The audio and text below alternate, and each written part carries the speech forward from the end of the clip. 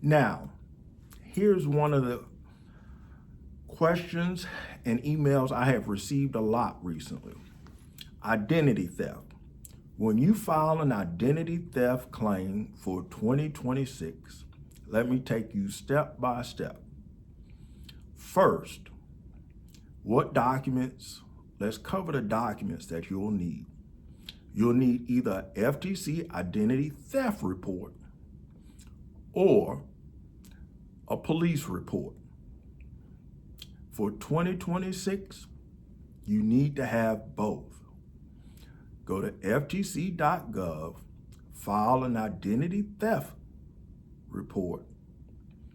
Next, file a police report. Make sure on both reports you identify each account that you're stating is a result of identity theft. Each account, each hard inquiry, everything that is on the police report needs to be on the FTC report. Everything on the FTC report needs to be on the police report. Now, once you file those, the next thing you're going to do, you're going to get a copy of your driver's license, social security card, and a utility bill. The next thing I am going to recommend that you do is to take your FTC identity theft report to your local bank in which you bank with, have it notarized. After it has been notarized, you want to take the police report and the FTC identity theft report, scan it, make sure you have an electronic copy for yourself. Then, for each credit bureau, print a copy of the credit report. Circle each account that is a result of identity theft with a red marker. So for TransUnion, you're going to take a copy of your TransUnion credit report, a copy of the police report, a copy of the FTC identity theft report. You're going to attach it to your TransUnion credit report. You're going to make sure each account, each hard inquiry is circled in red and it matches everything on your police report and your FTC identity theft report.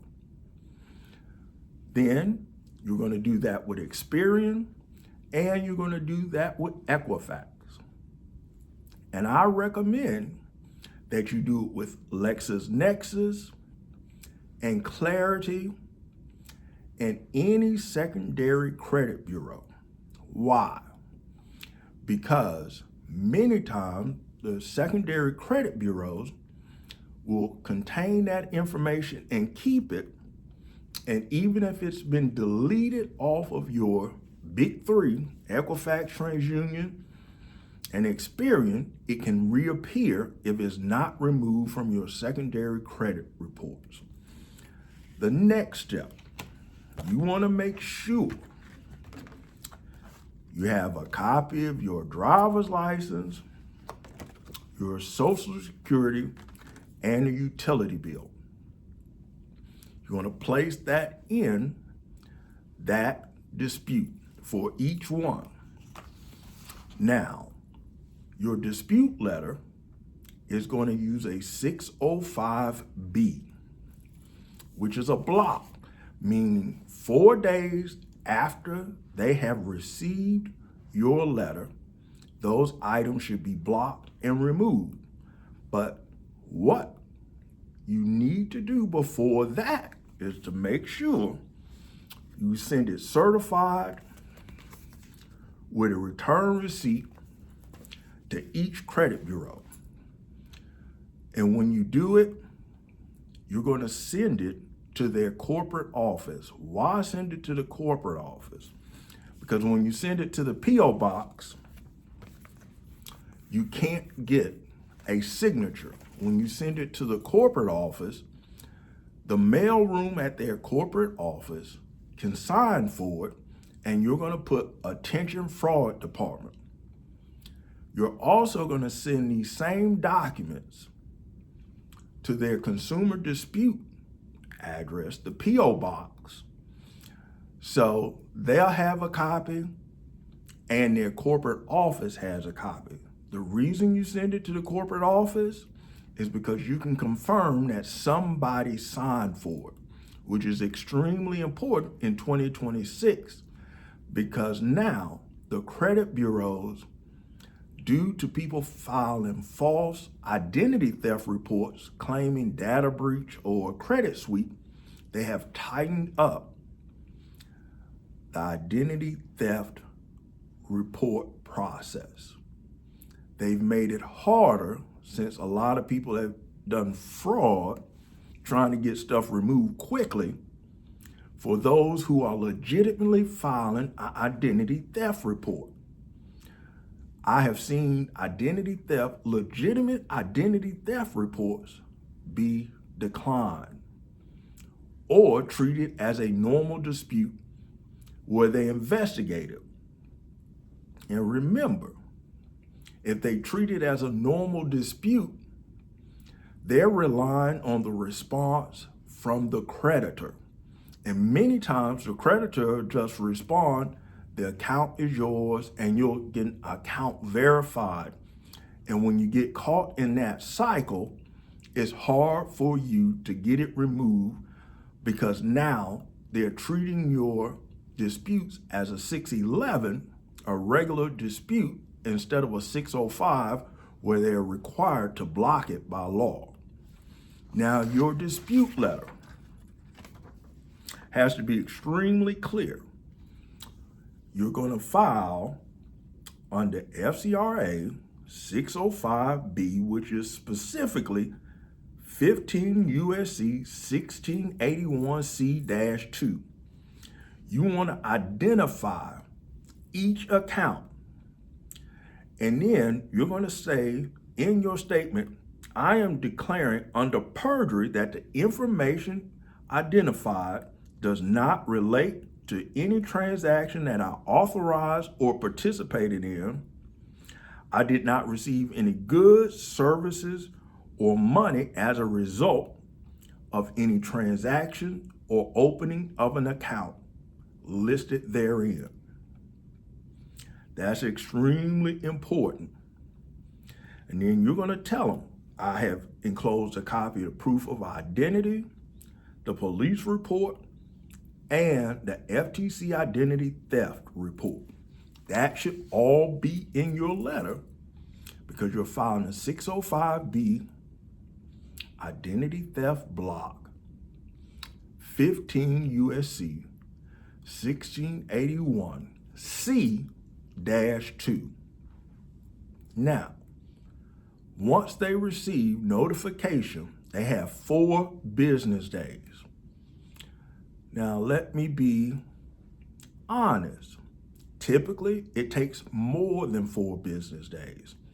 Normally, what occurs, they enter the information directly into their system. Once they enter it into the system, it takes 4 days or 2 days for them to process it. So what you need to do is, soon as you have confirmation of receipt, contact the credit bureaus and find out, has the information been uploaded into their system? If it hasn't been uploaded, you're going to follow up in 3 business days. And once you follow up, your question will be, do you have a copy of the police report, the FTC identity theft report, my driver's license, my social security card, and a current utility bill? Once they say yes, you want to ask for the name of the person you're speaking to, their agent ID, and if it's TransUnion, the call ID.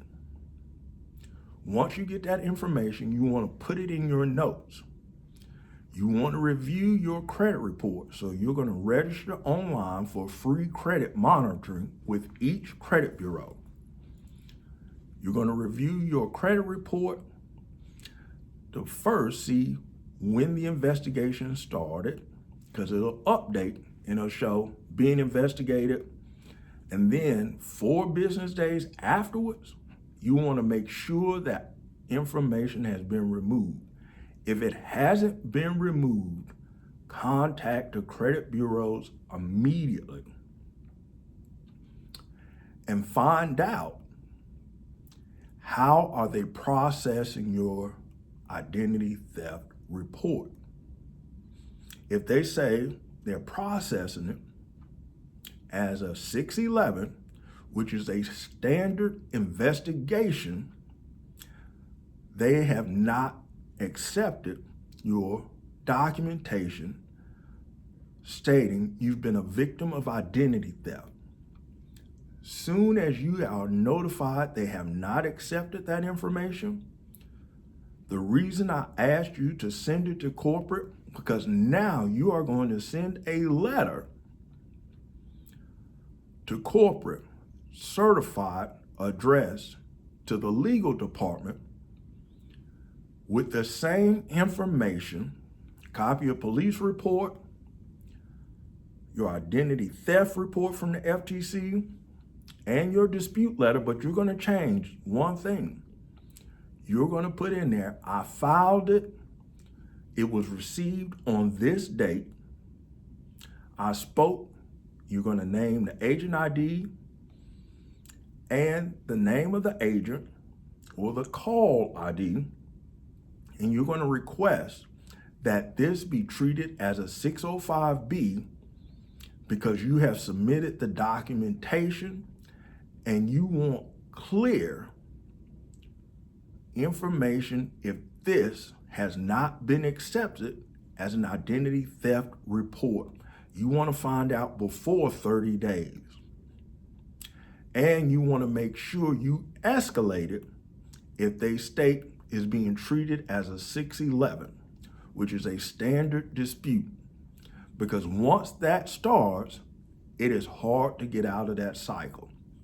Hopefully this helps. If you have any question, send me an email at perfectscore@$10creditrepair.com or leave a comment.